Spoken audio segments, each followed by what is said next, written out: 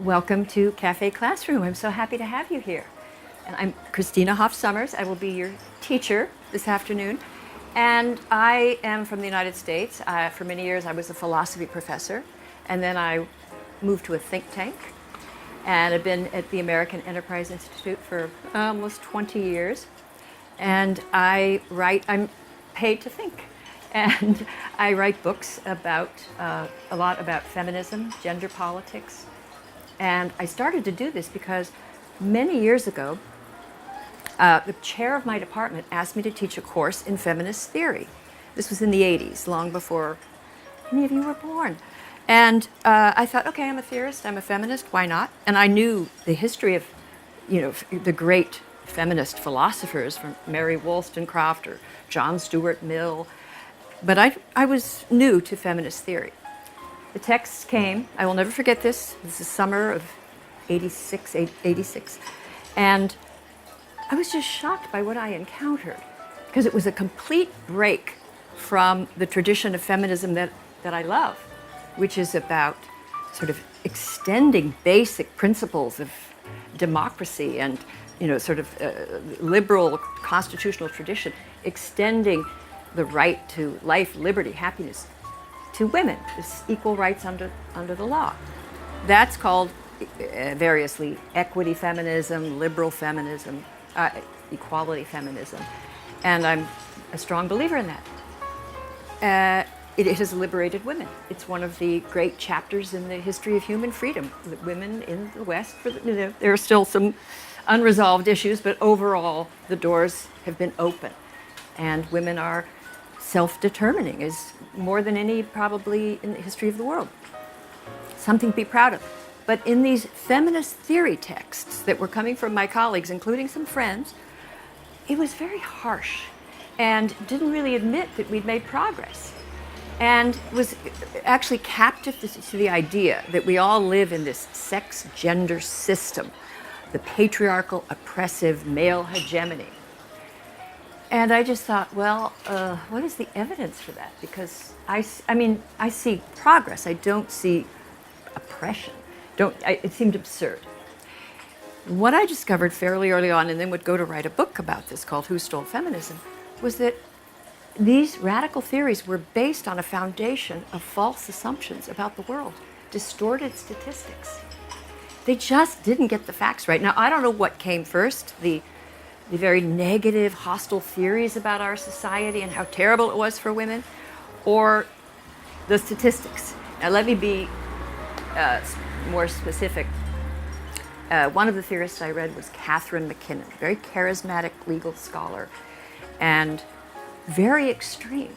And she described the world that women inhabit, including in Australia, the United States, as a kind of a male hegemony, she said, which is the most powerful system of oppression in the history of the world, that the oppression of women was so powerful and overwhelming that it was almost invisible, that even the victims, all women, didn't know it. So I thought, okay, well, I guess I'm a victim. What is she? And then she said that half of women are raped, half battered, 1 in 5 is a prostitute and can't get out of it. I looked for the sources of this extraordinary data, because it didn't ring true to any society, American society, or any of the society she was talking about.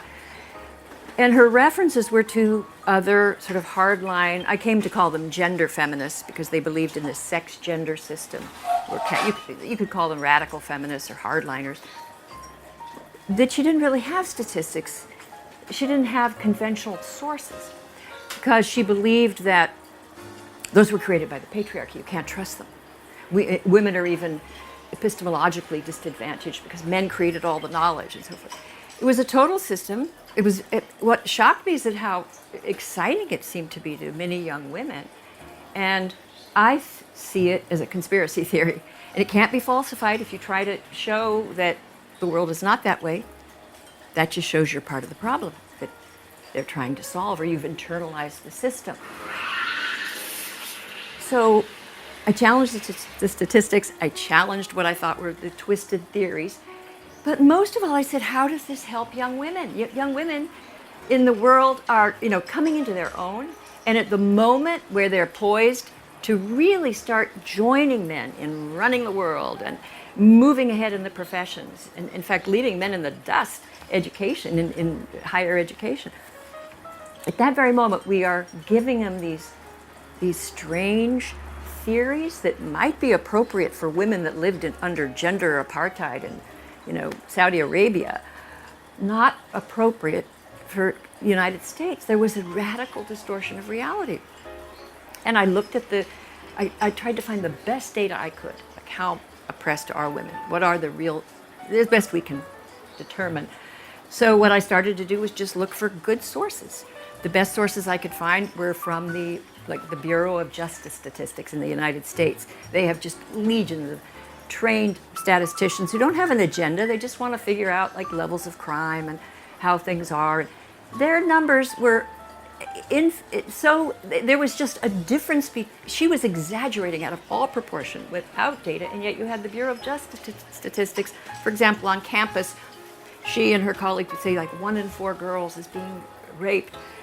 The Bureau of Justice Statistics looked at the campus and found that it was more like something 1 in 40 to 1 in 50.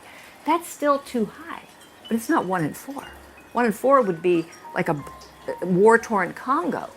That does not describe, let's think of any college that I've been to in the United States. It doesn't describe any place in the United States. But they had their own methodology, and they just weren't interested in showing what I found to be more reasonable sources. Now, you would have thought that, I thought that when I wrote this book, and it wasn't just me, a lot of feminists complained. And we also found it demonizing of men, dividing men and women along the fault line of gender, and undermining young women, their confidence, and making them afraid when they should be sort of ready to take on the world. So I don't think women are helped by these theories. And the sad thing is that equity feminism, this theory that I love, sort of got left behind. And in a typical women's studies class, even today, it's just dismissed, a relic of the past. And some version of Catherine Mackinnon's theory about an oppressive patriarchy. That's what typically young women learn. These textbooks did not even bother to provide the counterpoise. I mean, I had taught philosophy many years. I thought it was a sacred commandment, thou shalt teach both sides of the argument. I didn't mind having Catherine Mackinnon there. She's brilliant, and it's certainly worth reading. But where were the criticisms? And very often they wouldn't be there. The readings in a typical feminist theory class were mutually reinforcing. And so there would be a total immersion in this sort of paranoid view of the world and no pushback. So I wrote a book called Who Stole Feminism, and I defended the equity tradition. I was critical of radical theories, and I tried to expose the distortion in the numbers. And I thought that my feminist colleagues would be happy with that, and some were, but overall I was considered, I was excommunicated. I lost friends. I was excommunicated from a religion I didn't know existed. But it's still there. It's getting stronger now. It's sort of, I wasn't so worried in the late 90s. It seemed like things were coming back to a reasonable middle ground, and there were new sorts of voices in feminism. But somehow around 2010, 11, as things began to change on the college campus and social media, you begin to get this kind of very orthodox, dogmatic, radical version of feminism, and a lot of, again, fake or distorted statistics. And again, I try to go on and do other things, but it never gets resolved because it always comes back, this radicalism, and is just something that apparently a lot of young women find irresistible. The final thing I'll say about it is that equality feminism connects you to the whole world, because it's about, teaching everyone about our shared humanity. Whereas today, Mackinnonism, or now some versions of intersectionality, are more like, let's unite around a common enemy. Now, common enemy politics don't have a good history. but inclusive. You know, let's find what we all have in common. It's the noblest tradition in the world. And the great philosophers, I mentioned before, Wollstonecraft and John Stuart Mill. Later in the suffrage movement in the United States, Elizabeth Cady Stanton, Susan B. Anthony, Sojourner Truth. I was hoping that these would be read respectfully and with interest in the feminist theory classes, but often it's just called, oh, well, that's just first wave feminism, and it's dismissed as racist, and they only cared about the rights of rich, middle, well, placed, highly placed elitists. That wasn't true. They were fighting. What? It's for elitists that women get the right to vote.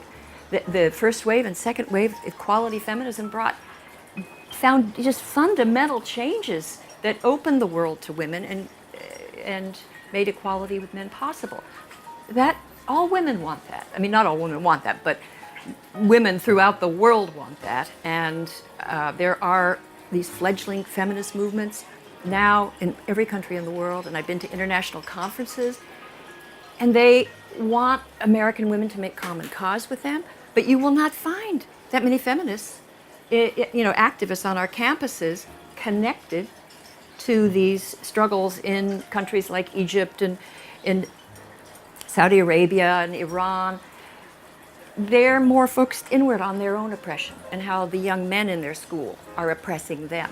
This is insane. This is absurd. This isn't going anywhere. So the positive reason for bringing back equity feminism and for giving a more, I think, fair treatment of it is that that's what's going to take us to the next stage. Because what I think there's been a lot of debate about what gets to be third wave feminism. I don't think we've had it yet. We've had first wave. That was the suffrage movement. The second wave was the 60s and 70s, and that was liberation and a lot of laws that sustained that liberation. I think the third wave should be equality, real equality. And right now, the current generation has a chance for that. But the answer to male supremacy is not female supremacy, male chauvinism. The answer is not female chauvinism. It's mutual respect. And that's why today I hope you will give equity feminism a chance. Thank you.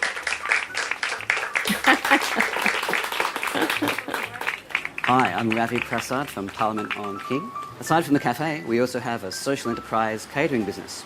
We work exclusively with members of the asylum seeker and refugee community. We make food from their homeland the way they make it at home. If you'd like to support the work we do with the asylum seeker and refugee community, just click the link below, which you'll see in the comments. Thanks for supporting the work we do.